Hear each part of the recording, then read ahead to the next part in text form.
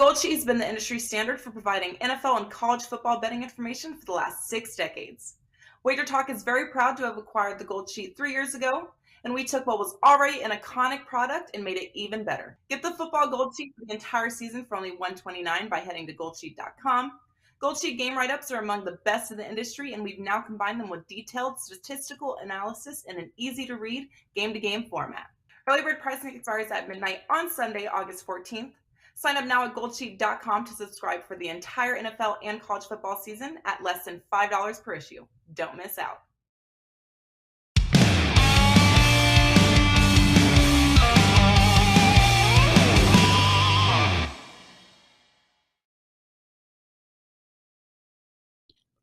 All right, everybody, welcome to Wager Talk Today. I'm Lawrence Presman. It's hat day. I'm going golfing. He's Teddy Covers, looking great in the purple jacket. Still not sitting on the back, but that's okay.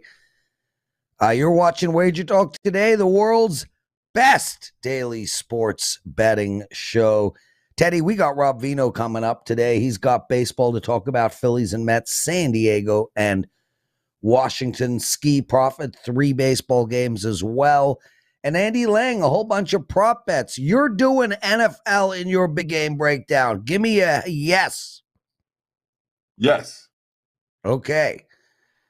How you been, brother? I lost last night. I had the over in the Field of Dreams. Didn't work. No, I went 1-2 last night as well, and I was real glad to get the 1, I'll tell you. Not a wonderful night from a betting standpoint, but from an NFL standpoint, look, there was 2 NFL games last night. 2 middles cashed in those NFL games. Didn't matter if you had one side or the other, one total or the other. If you bet it right, you could have cashed either side. Patriots opened as the favorite. The Giants closed -3. The game lands, Giants win by 2. Now, for the books, it was better than the Giants winning by 3 or 4, for sure. But certainly wasn't as good as the Pats winning the game, which is what it was before the final drive. Early bettors got the money. Money line bettors get the money. Steam chasers in the preseason push or lose with the Giants. The Titans-Raven totals open 34, close 32. Justin Tucker, not 1 but 2 fourth quarter field goals to put it right in the middle, lands 33. My friend Nolan Dahl wrote an article yesterday about betting teasers in the NFL preseason. Talk about how it was gold with low totals. I don't know that I agree on every point that he makes, but when games are getting middled, it's teaser territory. 24 of the 32 teams covered on teasers week 1 in the NFL preseason last year. And this year so far, it's the same ratio. 3 out of 4 have covered in week 1. So teasers with these low totals certainly are something to look at. 2 more takeaways I want to talk about real quick, Prez. When we talk about preseason football, taking away what we learned from last night. Number 1, it does not take much money to move a point spread or a total in August, which means the lines move more and they move quicker, which means the books are more vulnerable to getting middled and sided. And second takeaway, we talk a ton on this show about handicapping skills. We try to talk about betting skills as much as we can. At this time of the year, at all times of the year, betting skills every bit as important as handicapping skills. And if you need help, look, watch this show every day. And check out the Wager Talk TV video library, more than 300 how-to videos. So betting skills, a crucial piece of the equation. That's something that was on center stage last night, Prez. Teddy, let's talk about, betting the NFL, the NFLX, the just handicapping strategy overall. You are deep into this. I mean, you've been studying the NFL for months now. You're betting the NFLX. I found that when I paid attention to the first 2 weeks of the NFLX season, it messed up what I wanted to do come NFL season. So I don't know if you found that, but to me, there is an incredible amount of noise out there. There's the narrative messes with my brain. So I actually completely ignore the first 2 weeks of the NFL. I don't even read a thing about what's going on. And then after week 2, I actually start getting deep into how I'm going to handicap the NFL season. but I find that this guy's got a tear. This guy's sore. This guy's glute hurts.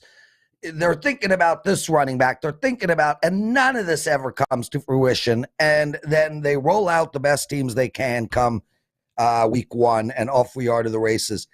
30 years of betting the NFL, the 3 times that I focused on the NFLX, I messed up my whole NFL season. So I don't know if you found that ever in your life, but I was laughing about it last night because I just don't pay any attention to the first 2 weeks.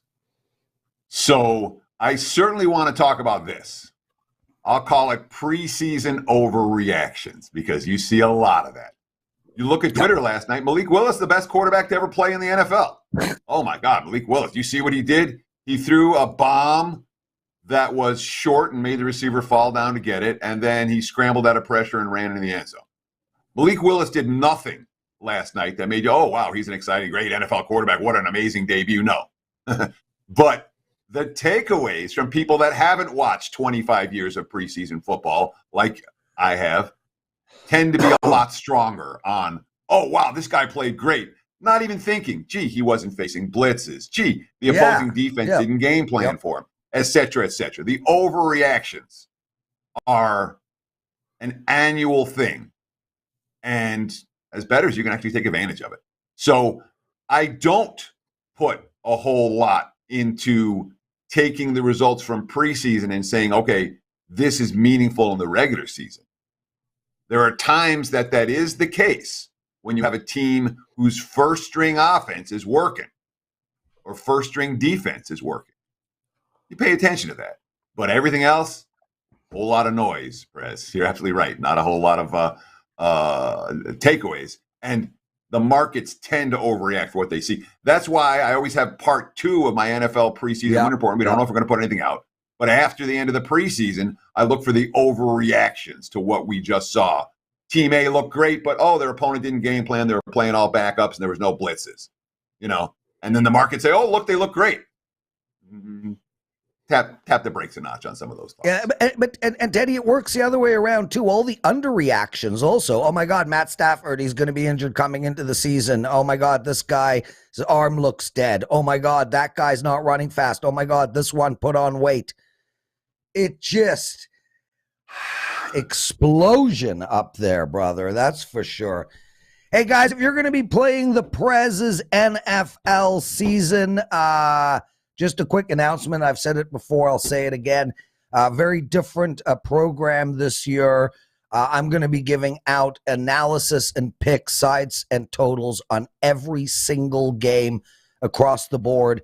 And inside of there, I will have my client plays. But you are going to, if you're buying my NFL, you're getting teasers. You're getting money line parlays. You're getting dogs that are going to win. It is going to be a 4-5 page report every single week. Plus, we're working on a live, it's not Zoom, it's something else. I can't remember what, a Discord or something. I'm just not cool enough to remember all the lingo. But we are working on a live chat with the Prez every week as well for all my season ticket holders. Robert, anything to add on the NFLX discussion that we're having? You use this to guide you for your NFL betting? Are you betting NFLX? There's no way that I use it. Well, there is one slight way that I use it to guide NFL betting, and that's because injuries are what injuries are, guys, and they're plentiful during the regular season. You need to know who's got depth and who doesn't. So that's what we're studying now, right? We're studying depth. I am playing NFLX, got off to a good start last night with the Patriots-Giants over the total.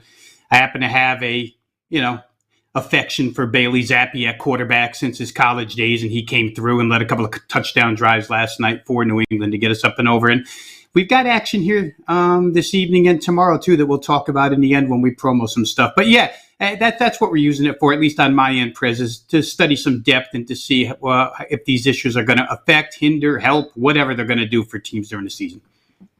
Excellent. Rob Veno, everybody, exclusive handicapper at WagerTalk.com. Rob, let's look at the Mets and the Phillies. Minus 210, Scherzer versus Suarez. I like the Phillies. I'm actually betting the Phillies. If we get to a presidential address, and guys, we need 100 likes this show, I will be giving out the Phillies. Am I right? Am I wrong? Are you with me? Are you not? I don't know. The bookmakers will love us because I like the Mets and I bet the Mets. So they will be on opposite ends. Well, we don't have to be on opposite ends because I played first five, Prez. Here's what we're going to get into. Mets first five. When I sent it to you guys this morning, minus 130, I've seen it pushed up to minus 140 right now to be on Scherzer through the first 5 innings. Mets on an absolute roll where first 5 innings are concerned. Last 6 games, they've cashed 6 straight tickets. They've cashed those tickets not barely, but by distance. 3 runs, 3 runs, 3 runs, 5 runs, 3 runs, 3 runs. They haven't won a 5-inning bet in the last 6 by less than 3 runs. Offense has been there early and often. Some of it's been bad pitching, but a lot of it's been an offense that's really gelled. The Mets are as diverse as it gets. Teddy, we talked a long time ago, a few months ago on your Sirius show about Mets overall offense, the fact that they steal bases, the fact that they can hit for average, the fact that they can hit for power. They're showing it all right now. Max Scherzer himself, last 3 games, he's cashed a ticket. All 3 5-inning plays. Max Scherzer's cashed. I want to get into the Phils a little bit here, Prez, because I think this Kyle Schwarber injury is huge where the Phillies are concerned. Power source, one of the best power sources in Major League Baseball. And the Phillies right now are just bullying teams with home run balls. With Schwarber out, I went back. They played a lot in Citi Field this year. These 2 teams played 6 times. The Phils, with Kyle Schwarber in the lineup, have hit 8 home runs against the Mets so far this year. Schwarber owns 3 of those. If you take Schwarber out of their lineup, the Phillies have 213 plate appearances this year in Citi Field with 5 home runs. I think it's a huge loss at the top of the order with him out for, I think it's seven days that he won't be present. So without Schwarber, I think that hurts them. Max Scherzer at home in this park this season, 1.77 ERA, 0.87 WHIP. Max Scherzer pitching at night, 1.85 ERA, 0.82 WHIP. These numbers all sound identical. Since the All-Star break, second half only, Max Scherzer, 1.35 ERA, 0.94 WHIP, 30 Ks, 5 walks. So everything going his way right now. Phillies have been red hot offensively, but I go back to the last 2 days, guys, where they faced really good pitching in the category of Max Scherzer, right? They faced Sandy Alcantara, and then they come back and faced Cabrera yesterday. First 5 innings, last 2 days, Philadelphia, no runs against really, really good pitching. So I think the Mets can be ahead 1-0 at minimum at the end of 5 innings here. Big series for both. Going to play the Mets, who seem to be on a roll right now. I just think they have way more ways to score offensively, and they've got a red-hot pitcher. When you talk about platoons, I know it's the Naquin Vogelback platoon side that's getting a lot of press right now because they're doing a job. But Mark Canha and Darren Ruff will be in the lineup tonight. That's the other side of the platoon. They've been pretty good, too. Give me the Mets, first 5, minus $1. What's now $1.40? So you talked a lot about Scherzer. We haven't talked at all about Ranger Suarez, and all the Phillies do with Suarez on the hill is win. They won his last 4. In 3 of those 4 starts, he's allowed 0 earned runs. Since the beginning of June, they've lost twice in his 9 starts. So the Phillies have been winning for this guy. Is this a scenario where you're just like, hey, Scherzer's the guy. Scherzer's the man. We just want to be betting on Scherzer in whatever ways we can do that's reasonably priced? Or is there some anti-Suarez in there that I'm not seeing? I left Ranger Suarez wide open for you, Teddy, and you took the fastball and hit it right out of the park. I didn't talk about him purposely to let you have a rebuttal here because you love to rebut. Thank you. He has been excellent, and I went through his first 5 inning logs, and for the most part, he's kept teams off the board really, really well. Now, he hasn't won many first 5 inning bets other than instances where the team has bombarded the other side out of the gate. This is recent for him. Now, I'm not going all the way back to the beginning of the season, but he's been good first 5. He's won when the Phillies score a bunch. I don't believe the Phillies are going to score a bunch, or if any at all, first 5 here tonight. So to ask Scherzer to outpitch him for 5 innings is basically what I'm doing. It's not anti-Suarez. It's pro-Scherzer. It's pro-Mets offense, too, because they have multiple ways to score that I don't think the Phillies do. Robert, when you bet Let's say you bet, on a minus 110, say you bet, 110 to win 100. If you're betting a minus 145, are you betting minus 145 to win 100, or are you still betting 100 and coming down? Same with dog bets. How do you attack that? It's funny, Prez, because I don't have a set way. For the most part, I would say it's flat bets. In other words, if it's minus 145 to win 100, I'm laying the 145 to win 100. I'm not winning 100 to win 72, 28, or whatever the heck that would pay off. So that's the answer to the question, really. Teddy, how do you, if you're betting a plus 150 dog, are you betting the same dollar amount and winning more? No, I play to win. With the dogs, I'm going to bet less to win my unit. With the favorites, I'm going to risk less to win less, because I'm not upping my unit size by laying the extra juice with the favorite. So that's just the way that I've always done it. That's the way Dave Malinsky taught it to me, and that's the way I've done it ever since. Different bettors approach it different ways. I tend to risk less in MLB. Good guy to learn from. There we go. Chuck Pod tweeted me a political thriller adventure. Chuck, just put it in the chat room, bro. I hate Twitter. Anyway, I hate all social. I'm like, I used to live on Facebook. I haven't logged on to Facebook in 3 years. It's so freaking noisy, man. Who wants this shit rattling on in your head all day long? And plus, I was trying to tell my kids, because they're young, I'm like, you spend 10 years trying to get rid of a friend, and then you log on to Facebook, and bam, you got to go do it all over again. San Diego Padres playing Washington. Abbott versus Clevenger, a minus 270 for San Diego. 9 is the total. Rob, how do we bet this game? Yeah, these games, guys, again, I had to reduce the price down. This one, I'm going to play San Diego full game, minus 1.5 runs. You got the visitor with the guaranteed 9 at-bats, so we'll do it that way. Again, we're going to lay 45 cents here on this bet. Teddy, I'm going to leave the opening for the rebuttal for you at the end. You'll probably catch it. I won't talk about it. 3 reasons why I like the Padres here, guys. The intangibles, Mike Clevenger's current form, and the way Washington's been losing. I'll start real quick with the intangibles. 2 nights ago, 4-1 lead, top of the 9th, Josh Hader comes in, messes things up. Manny Machado comes up with a 3-run homer to win the game. That was off of a 26-inning or maybe 26-plus inning scoreless streak by the San Diego offense. So that was a huge home run by Manny Machado, not to mention for my run line bet that night. And then the next day they come back against San Francisco. They take a lead. They give it up in the top of the 6th, trail 7-6, and then come back with 7 runs in the bottom and win that game 13-7. So I think confidence has been restored in this team, which after the trade deadline, everybody had winning the World Series. They got the day off yesterday to reset, build their confidence. They come back to Washington now. You're going to bring Juan Soto back home. You're going to bring Josh Bell back home in a place where they've done a lot of offensive damage over the couple of seasons here. And it's a chance to extend what's still their possession of 3rd wild card spot in the National League. They can extend that a little bit against a Nationals team that hasn't played well. Mike Clevenger, I'm going to toss out his last start because it was against the Dodgers, and the Dodgers are absolutely mauling every pitcher they see at this point in time. So I'm not going to blame Clevenger for giving up 4 runs to the Dodgers. What I will look at is his 3 prior starts to that, all quality efforts. 2 of those lasted 7 innings, 1.80 ERA, 0.9 WHIP, 19-3 strikeout to walk numbers there.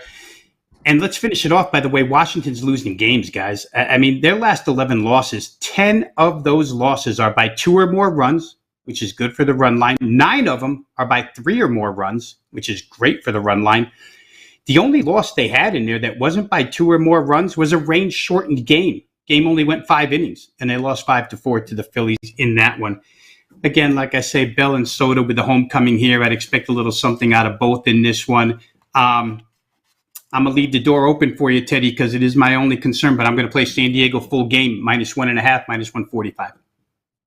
And in this instance, I'm not exactly sure what the heck you're talking about, Rob. So, when it comes to follow-up questions, and I'm not rebutting you at all. The concept is me. It's not trying to be debate. It's I'm thinking of questions as the guest is talking, and then whatever comes up, if there's a concern or something I agree with, I'll do my best to talk about it. When it comes to this type of price with the Padres over the Nets, I want to, I understand San Diego. We think they've snapped out of their funk, but let me give an example. So I've been betting against the Red Sox regularly of late. I did not bet against the Red Sox tonight because they're facing a team that they're interested in the Yankees, and I'm like, this is I expect more pep in their step this evening. The Nats get their two departed stars right back in town. Isn't this a game that they're going to bring a little bit more energy to the time? I mean, this is a losing team. We want to bet against them as much as we can, but this game, this series, isn't Washington supposed to bring something? Yeah, I would think they would bring something, but what they can bring is the question, right? At this time of year, Teddy, and I'm not big, absolutely not big on laying 45, 50 cents in games. I'm really not in Major League Baseball or in any sport, really. But at this point in time, in mid-August, we start to see some separation. And at some point, you have to just play hot teams, right? Or teams that are fighting for something and teams that aren't fighting for anything and just experimenting around. And I was alluding to it. And again, the rebuttal is just part of our segment, right? You're supposed to ask me a question in return. And do I have any concerns? The concern here, of course, would be Josh Hader, right? Josh Hader blew up again the other day. But prior to the blow up, he had gone 4 straight outings without allowing a run, 6 strikeouts, no walks. So I'm going to treat it as, he has these flare-ups. Hopefully he doesn't have the flare-up tonight. And hopefully San Diego's ahead by enough to where maybe he doesn't even see the hill, or maybe the flare-up doesn't matter. So that would have been my only concern. But I like the Padres here. I think they're on the right track now. And Tatis is right around the corner, so we'll see what happens. Robert, what do you got to promote? Yes, sir. Yeah, let's promote NFLX Prez, since that's the topic we want to talk about here. I think it's 1 play tonight and 2 tomorrow, or 2 tonight and 1 tomorrow. But it's a 3-play package, 3 for the price of 1. You can get it right now, WagerTalk.com. Off of a win last night, as I mentioned, with the Patriots-Giants up and over the total. But we got 3 that we really like this weekend. Awesome stuff. Rob Veno, everyone. Wonderful to have you. We'll see you next Friday. Teddy, Chuck Pod writes, what is the policy on range-shortened games as far as winning your bets? Does it have to go 6 innings? That's what he wants to know, and you know the answer to this. So sure, but it's different for different kinds of bets. If you have a money line bet on a game, when the game's over, you either cash or you don't cash, unless it's suspended and it goes to the next day. And then there's sportsbook rules that you have to be concerned about. If it's a run line bet, the key is for run lines and totals, right? Run lines and totals, if they don't go 9, they get canceled. Other bets in MLB do not get canceled. There you go, Chuck. And also, I will check out that book. Guys, I hope you're coming to the meet and greet next week. Joe, Irish, Dane, Chuck, Zorn, Paco. It's going to be such a great time. We've got so much planned, and it would just be amazing to see you all. So please try come down. Anyway, guys, we're going to take a quick break. We got the big game breakdown coming. Skee Profit, Andy Lang, and potentially a daily presidential address. We'll be right back.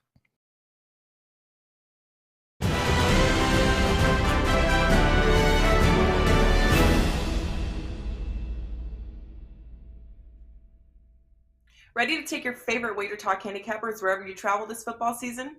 The WagerTalk TV app is now live for phones, tablets, smart TVs, and streaming platforms. Tune into your favorite shows like WagerTalk Today, Bet on It, and the Opening Line Report. Plus, browse through our extensive library of sports betting tips. Create your personal playlist of betting tip videos to help you prepare for the upcoming season, and set notifications to alert you when new content is added. Download the app for Apple, Android, Amazon, and Roku devices by searching for WagerTalk TV, or scan the QR code on your screen to join the winning conversation today.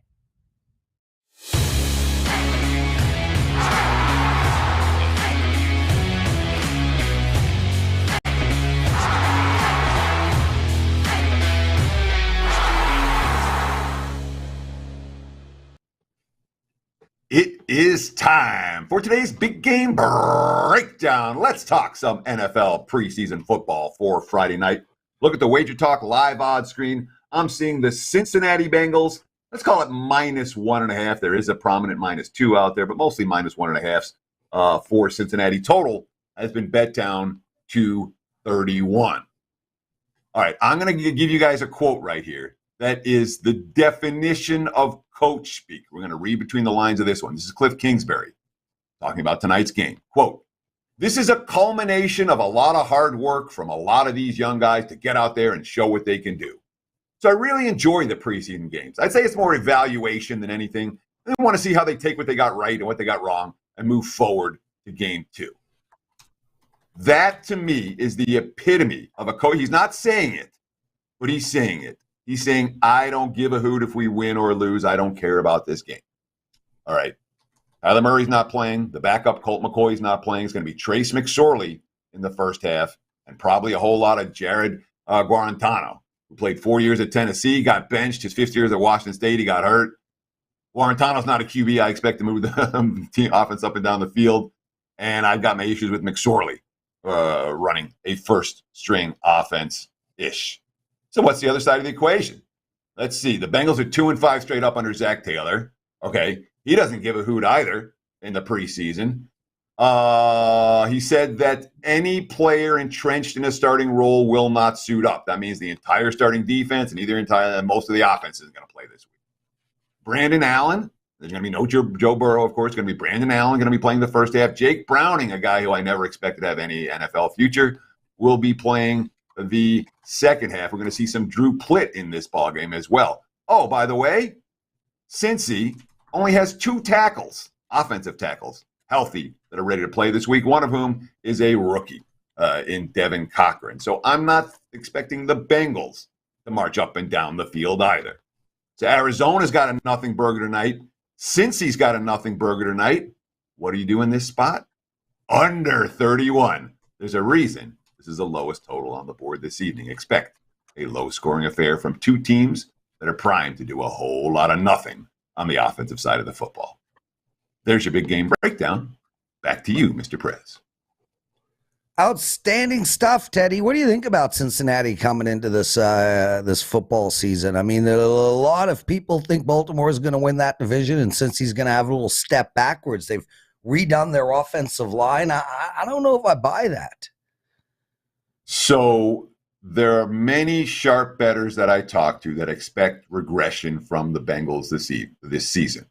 You know, the Super Bowl losers curse, a team that hasn't been under that kind of spotlight. Now they got a 2 years in a row. That said, on paper, Cincy's better this year than they were last year. And I'm not looking to sell the Bengals short. I made a bunch of money with that team last year. The betting markets aren't sky high on Cincy. There's a lot of anti-wise guy sentiment for the Bengals. And if they actually live up to what they can do on paper, they'll be Super Bowl contenders again. Yeah, and I'm with you on this too, Teddy. Dane Staten, he's coming to the meet and greet. Teddy, one of these guys on here, Zorn76. Teddy is a gentleman. I never understood that term, dude. I mean, if somebody calls me a gentleman, they are nuts. There is nothing gentle about me. So basically, you're a beta male, huh? You this alpha, beta, whatever. You're like kicking guests off early. What the hell is a gentleman? Who even wants to be a gentleman? I want obviously aggression, not you. confidence, you like to be narcissism. Yes.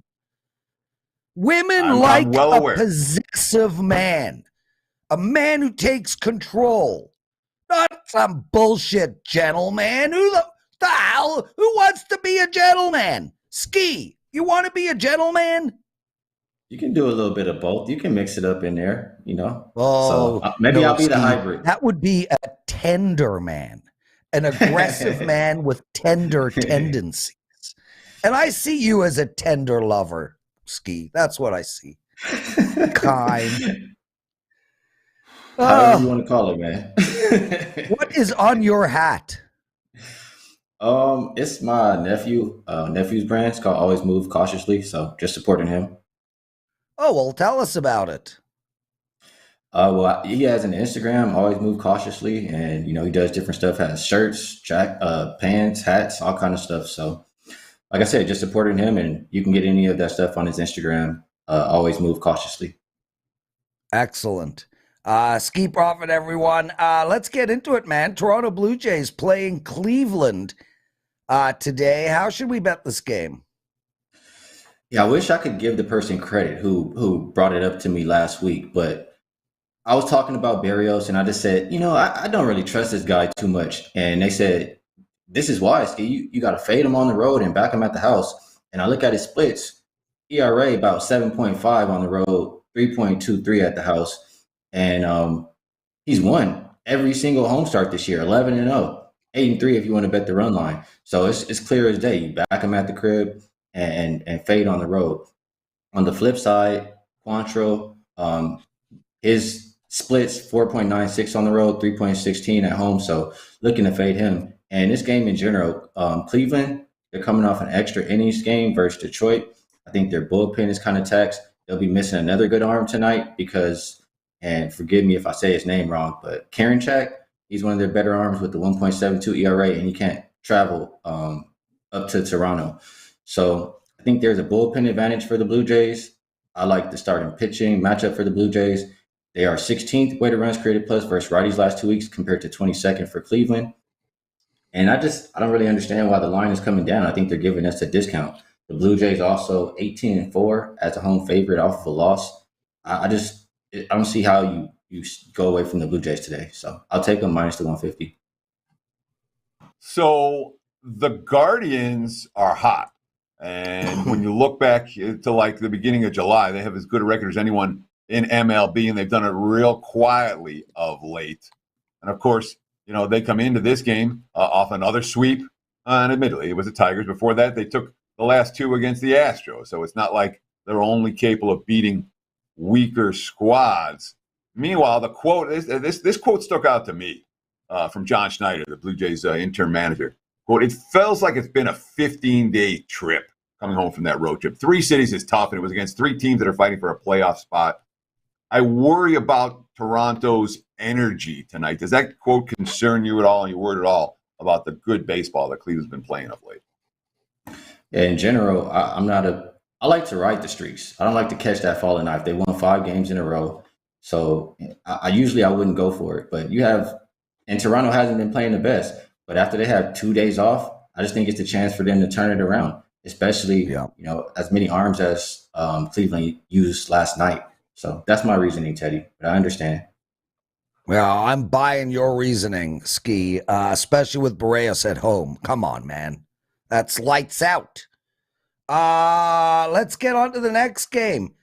LA Dodgers minus 255, 260. There's a 240 out there against the Kansas City Royals. What you doing here, bro? Well, this one, I know I gave you 3 games. This one, I didn't have that much to say about it, but I'll keep it simple. Dodgers have won 10 games in a row. In general, when the Dodgers win, it's by 2+ runs. I have them as 77 wins, 69 covers. And on the flip side, Kansas City is the complete opposite. They have 66 losses. They've only covered the run line 9 times. So we know how great Gonsolin has been all year. I know he's been regressing a little bit lately. But Lynch, you got to fade him at the house. He has an ERA really close to 6, and on the road, 3.94. So fade Lynch, continue to back the Dodgers. I think you take them minus 1.5 here and don't look back. They've covered the run line in like 9 straight, I want to say. So real quiet, the Royals just took 3 out of 4 from Boston, cashing underdog price after underdog price. They took 3 out of 4 from the White Sox, cashing. Again, every one of these wins has come at a plus price, 6-2 in their last 6-2 in their last 8, 5-1 in their last 6. So they too are playing some pretty good baseball right now. And I want to ask you about this spot though for LA, because you have that huge series against the Giants in San Fran, and you sweep them. The huge series against San Diego at home, and you sweep them. And then you blow out Minnesota back-to-back games. And then you get a day off and you hit the highway and go to Kansas City.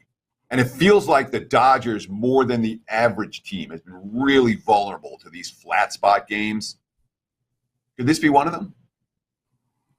Well, you gave reasons why it could be. Dodgers have also been, one of the streakier teams in the league. When they win, they just kind of keep it going. For me, Teddy, like I said in the previous game, I'm the kind of guy who likes to ride streaks. I've been on the Dodgers every day, so I can't see any reason to jump off of them now. When I look at, starting pitcher, I think the Dodgers have the advantage. I think they have the better bullpen, or the bullpen's been better lately, and they've been hitting better lately. So in my mind, 1 + 1 = 2. Skee. 1 + 1 does equal 2. Got anything to promote? Well, this month I chose to talk about MLB because so far in August I'm 20-13 in MLB, and I'm gonna be on Twitter Spaces in about 25 minutes with Mr. Veno, and we'll talk out the rest of the card and share some action. So come check it out if you have some time. Skee Profits, everybody. Teddy Gary Burnett writes, would a true alpha male wear a jacket like the one Teddy is wearing? Hell yes. Hell yes. A true alpha male would wear pink and wear it proudly, and purple and wear it proudly. You know why, Gary? Because a true alpha male don't give a shit about what the rest of you think. They just want to wear what they want to wear. Teddy, I love your jacket, and I love the coloring of it. Andy Lang joining us. He could be a gentleman. No?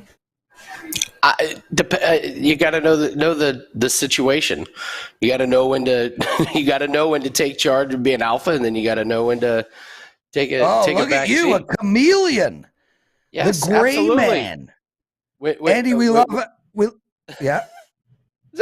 When my wife gives me that look when I ask what sounds good for dinner, you know that she doesn't want to make a decision, so you need to go into alpha mode and make the decision. And then other typically times,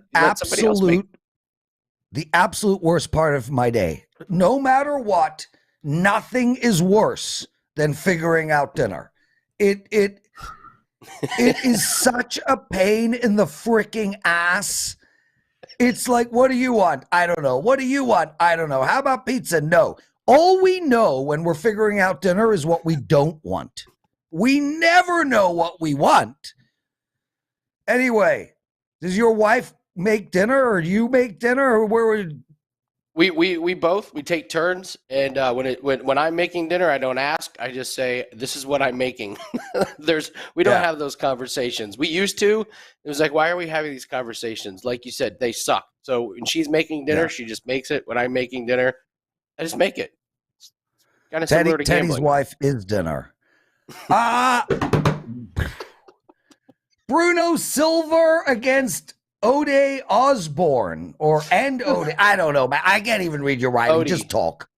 All right, we're going to parlay Bruno Silva with Ode Osborne. This is actually a 4% client play that we put up at the beginning of the week. You can still play this. Bruno Silva should take care of business pretty easily against Gerald Meerschaert.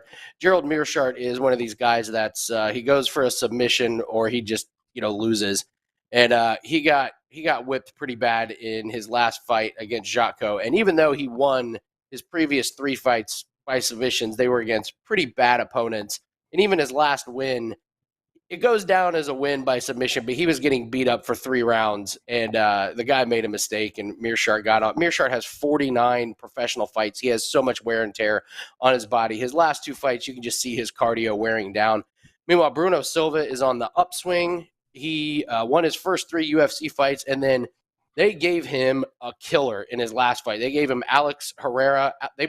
UFC specifically brought in Alex Herrera from kickboxing to fight for the championship, and even though Silva lost that fight, I thought it was his best fight in UFC. Silva's the only guy to take Alex Herrera the distance in UFC. Silva's got cardio for days. Meerschaert does not. Silva's way better on the feet. I expect him to take care of Meerschaert. All he's got to do is avoid the submission, which he's very good at doing. And then Ode Osborne, he's fighting a guy who's on the downside of his career, Tyson Nam. He's 38 years old. He's just coming off of a loss. He only has 2 wins in the UFC. They're against very bad opponents. Odie's on the upswing. Once again, he's won 2 fights in a row. He just keeps getting better and better each fight. Tyson Nam has one thing he can do, which is this, overhand right, and it's not going to go well. Ode Osborne and Bruno Silva should be a really, really good parlay. And we're on an 8-1 run in UFC, and this is a 4% client play, so looking forward to cash this one. Silva and Osborne in UFC action. Let's shift our focus to NASCAR. I love it when we have a show that we get to do some baseball and some football and some UFC and some NASCAR and, of course, some golf in just a moment. let's talk about the Federated Auto Parts 400 on Sunday. And you like Bubba Wallace, or you want to talk about Bubba Wallace in this matchup. What are we going to do with Bubba Wallace in the Federated Auto Parts 400? Well, those that have followed me betting NASCAR know this is kind of a stunner that we're actually going to bet on Bubba Wallace, because most of his career, he's just kind of been fade material, but he's got a new team. And we'll start off with the fact that he's driving a Toyota, and this is an oval. The Toyotas have been so much better on ovals than on road courses. And so he should just have a great car coming into it. And I love these guys who are peaking at the right time in the season. And Bubba and his team are nailing their setup. He's finished 2nd, 5th, 8th, and 3rd in his last 4 races. They've had big problems with their pit crew, messing up pit stops. They seem to have fixed it. And Bubba finished 2nd last week, and he was disappointed in himself because he had the best car. He made a mistake on a restart at the end and just couldn't quite reel in the leader. He had a winning car and a winning strategy, and I would expect him to do it again. It's stunning to see that he's finishing as one of the top Toyotas. Last week he was the top Toyota, but he has not had a top 10 finish coming into the last 4 races, and then he just ripped off 4 straight top 10 finishes. I'm going to play Bubba Wallace top 10, and I'd like to get this locked in before they practice and qualify tomorrow, because if he practices and qualifies good, the line is going to drop drastically. And he's been practicing and qualifying strong the last few weeks. So give me Bubba Wallace to finish top 10. Do you want us to hold on while you get it in? Yeah, go ahead, guys. No, I already have it in, but okay, you guys get Andy, it in. So appropriate. You want to talk Cameron Smith, Scotty Scheffler? Cameron Smith just signed on to live over $100 million contract. Dude, I can do a whole show on Pro Live. I am a Pro Live guy. Firstly, my name is Lawrence, and my wife's name is Vivian, and we have an acronym, LIVE. That's not an acronym. But anyway, I am 100% Pro Live. Out of the blue, the PGA, all of a sudden, has all this extra money. Wow, wonder where it came from. I don't want to go there. You know what? We'll save it for another day. Cameron, Scotty, you got to bet for us on them. What is it? Yeah, this is a round 2 matchup that you guys can play, and you can follow it this afternoon. This is now a rivalry. Make no mistake about it. The PGA Tour guys do not like the LIV guys. They just had a court case earlier this week where your LIV boys got destroyed. Prez, they got absolutely demolished in court. So here, yes, the LIV guys were wrong about the court case, but the bottom line is Rory and Scotty and the rest of them. Their hatred towards the LIV guys, when all of a sudden their prize pool out of the blue is 20% more than it was a year ago. They should be given reach arounds to the LIV guys. They are not giving reach arounds to the LIV guys. In fact, they're yesterday Scotty Scheffler. He walked right through Cameron Smith, seeing his line. I mean, it was beautiful, man. It was beautiful. One of the biggest no-nos in golf is you don't walk through another golfer's line when they're lining up a putt. Scotty Scheffler just walked right through it. Here's the thing. I had Scotty Scheffler as a fade coming into this tournament. This is because his putting has fallen off. These are the top 2 guys in the world, but make no mistake, Scotty Scheffler is struggling with the putter, and we saw it yesterday. He was minus 4.6 strokes gained putting. That means he lost 4 strokes because his putting was so bad. Cameron Smith was about even on putting, and what do you know? Cameron Smith beat him by 4 shots. So we see in golf when these guys lose their putting stroke, when they're putting good and then all of a sudden it goes away, they're fade material. As good as Scotty Scheffler is, you can't bet on him. So I'm going to bet Cameron Smith to beat Scotty Scheffler in round 2 today. That is another one you can lock in, and then you can follow the tournament today and watch this one cash. God, Andy, all I want to do is talk to you about LIV versus PGA, because the PGA just pisses me off. I don't know if you guys know this, but I mean, up until LIV, the PGA was giving only 31% of their gross revenue back to their players. The NFL, 57%. The NHL, 54%. So it's like you can't butt rape your players for €1 million, and then when they decide to take money from the actual entity that sponsors the entire LPGA, you can't complain. Anyway, we got butt Go ahead. stuff. We got butt stuff and reach oh, arounds. we got it all, bro. We got Teddy, it. I'm glad you're That's not in why studio. we're the most entertaining show. You might have to push him off to the side, give him a cold shower. So Teddy's ready to kill me, Andy. Teddy's ready to kill me. Teddy. Real quick. This is a sports show, so we're allowed to talk about sports. All right. You want to talk about who you think is the better golf league, and that's fine too. But if you want to start going on and on about it, no, dude. Andy, yes. What do you have to promote? I have to promote a promo code, which is a steal. The promo code is WIN150, WIN150. It gets $150 off a 30-day pass. Still the number one handicapper since March 1st. These includes all 5% play. So you get it today, you get a 5% UFC play, you get a 5% NFL Week 1 play. That includes all my golf, and I do have to brag. I have turned a profit 10 weeks in a row in golf. 10 weeks in a row, we've turned a profit in golf. Very, very proud of that, going for 11 right now. So just wanted to do a promo where everyone can get all sports because we've just been really good across all sports. We're plus 7.5 units over the last 7 days. So we continue that. It's going to be a really, really nice return. So use a promo code WIN150, get $150 off a 30-day pass.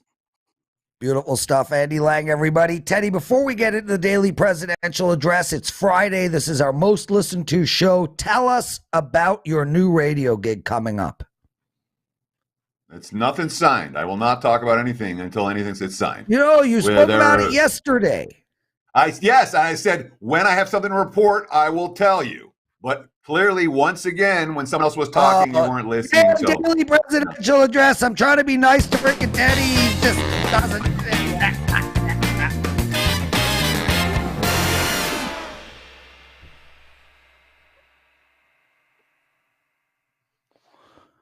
That was like a Colbert there. It's the daily presidential address. I'm Lawrence Presman. Real quick, guys. Only a couple of days left of my MLB promo. Use the promo code MLB49, $49 for a 7-day pass of my baseball, which has been absolutely incredible. I'm on a 5-1 run. I did lose last night after winning 5 days in a row, but I'm up big units on the season. So guys, take it. $49 for a week. Come on. MLB49. I got 3 bets for you guys today. I'm going with the Philadelphia Phillies on the money line. It's around plus 190. I like the Toronto Blue Jays, Boreas on the mound. You put half your bet on the money line, half your bet on the run line. And I like the Dodgers on the run line. Man, that's it, Teddy. I'm sorry I went nuts today. I lost my shit. I want to apologize. What can I say, man? I had a great sesh last night, and there's bad things on the brain. I didn't think you were that awful today. We've done much worse shows than this one, Prez. Yeah, Yes. Way worse. Yeah, but nonetheless, that is going to wrap it up for the week here on Wager Talk Today. We'll do it again next week, every weekday, 9 a.m. Pacific, noon for you back east. Between now and then, have a great weekend. Enjoy the games, and good luck.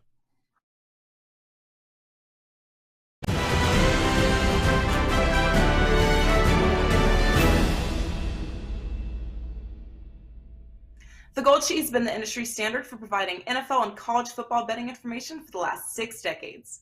WagerTalk is very proud to have acquired the Gold Sheet 3 years ago, and we took what was already an iconic product and made it even better. Get the football Gold Sheet for the entire season for only $129 by heading to goldsheet.com. Gold Sheet game write-ups are among the best in the industry, and we've now combined them with detailed statistical analysis in an easy-to-read, game-to-game format. Early bird pricing expires at midnight on Sunday, August 14th. Sign up now at goldsheet.com to subscribe for the entire NFL and college football season at less than $5 per issue. Don't miss out.